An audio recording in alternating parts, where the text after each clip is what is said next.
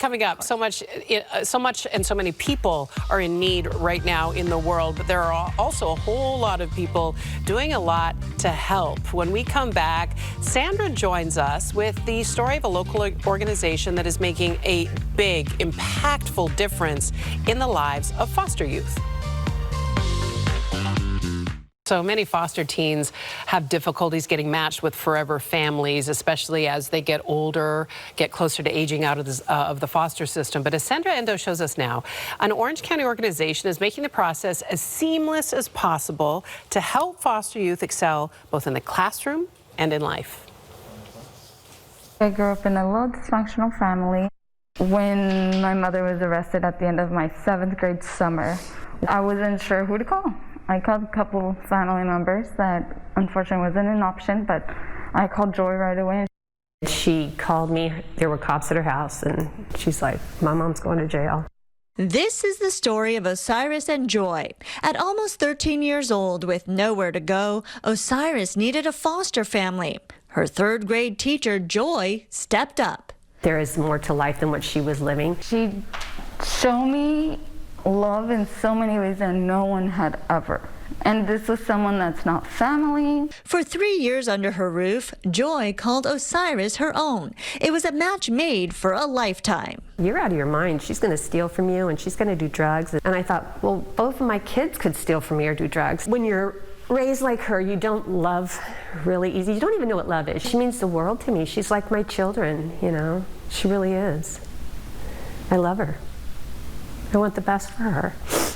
You know, I pray for her every night. And with those prayers, Osiris thrived, grew, and transformed, eventually going back to her biological mother, now having an even bigger family. You need to send me that. Okay. It's these kinds of matches the Orangewood Foundation in Orange County is striving for. Their brand new Youth Connected program at the Samueli Academy in Santa Ana is making it easier to create a stable lifestyle for foster teens. This is one of our bedrooms.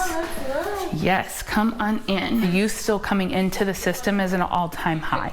So there are many youth who still need a home more than ever.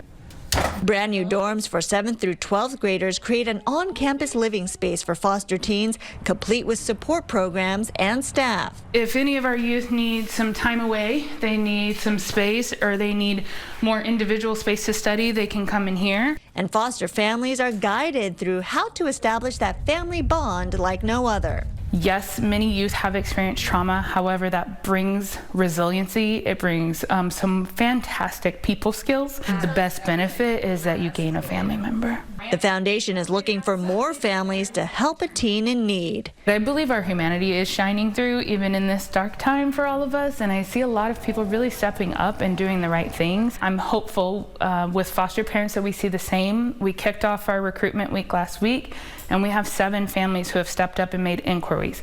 We need 20, so we're still hoping for at least 13 more by the end of January. If you ask Osiris and Joy, there is no greater reward than to open up your heart. I would tell anyone to foster, absolutely. And especially teenagers. I know they seem hard, but they're just like us. They just really want to be loved. Not even words can explain how thankful or how I can ever pay her back.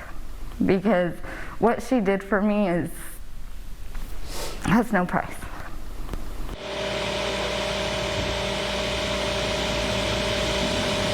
You have just ended me. I don't even know what to do. This is such a beautiful story, and I love that you highlighted Orangewood, and I love the fact that they sort of issued a challenge. I almost feel like a challenge for our GDLA viewers, right? They need 13 more families to say, hey, look, we have space in our hearts, we have the resources, we have the bandwidth, because it does take bandwidth, right? Absolutely, and really that bandwidth, as you mentioned, Michaela, is in people's hearts. I learned so much from listening to Osiris and Joy and learning about the program. All it really takes is love, as you heard from there, just opening up your mind and your house and your heart, because all these kids need is a little love and guidance. And as a foster family, you're really guided with the help of this foundation through the steps. You have 24 hours, 7 days a week, help anytime you need support. You don't know what to do with your foster teen, let's say, and you can start with baby steps. I learned as well. You don't just bring in a kid to your home and then that's it. They really teach you what to do, and at first it could just be weekend visits. Hey, taking this kid out to do something fun, or just to have a family dinner, or taking hikes. It really is as simple as that. And with the addition of that Samuel L. Academy, where there's dorms on campus, they have a whole nother support staff for that foster teen there. So there's just so many incremental. Yeah, absolutely. So a lot of the misconception is that you're just kind of on your own as a foster parent, and people think that's so overwhelming and that you have to be the perfect parent to be a foster parent. Well, you don't. You just have to have a little more love in your heart. I love that they address the fact, and I've heard this time and time again, with adoption, with foster, and if you don't know me, I'm an advocate for both. I'm the product of the adoption constellation. My family is a product of foster care, so I'm going to advocate always for foster youth. But they say things like, well, they're not your own kids. You're never going to love them the same as you would your own. Or things like, they might steal from you. You don't know what they're up to. You don't know if your own kids could be doing that. That's a really important point. Kids go through challenging times.